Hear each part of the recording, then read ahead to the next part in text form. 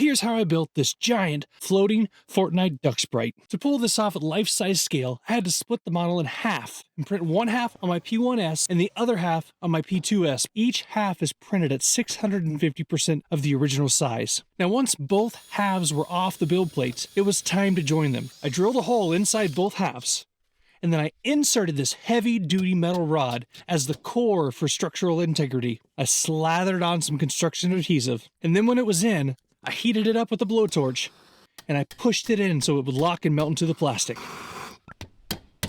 Then I put painter's tape around the whole thing and ratchet straps. Was it overkill? Maybe. Strong? Absolutely. After this is when the real test of patience came. Filling the layer lines. Sand it down. Apply more mud. Then sanding, more mud, more sanding. Well, I thought I was ready for paint. I was wrong. The spray paint reacted terribly, and I pivoted. I pivoted to a basic coat of primer first instead of just putting on color. Then I finally got it down for I was ready for the yellow base coat. It went down, and then the masking tape marathon began. Masking off the body for the bright orange bill, masking off the sunglasses, painting both those parts. Then I had to touch up a few spots with tiny watercolor paintbrushes because I had nothing else for these hand touch-ups, so it would look right. Now to tie everything together and hide the remaining imperfections, I laid down a solid matte clear coat over the entire build. Now the moment of truth is here. The harness is on, magnet locked in. Yes, it works and it looks like it's floating.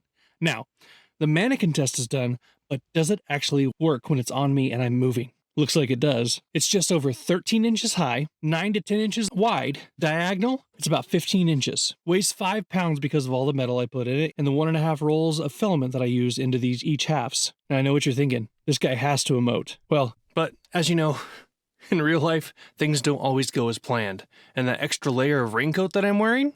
Well, the magnet just didn't stick right. So I was forced to pivot. This Duck Sprite took me 15 days to complete. And with projects lining up, I didn't have time to go back to it and touch up the spots that I just damaged on accident. So I did what any other normal dad would do. I went full-on destruction mode, tied to the back of the motorcycle, and took it for a little joyride.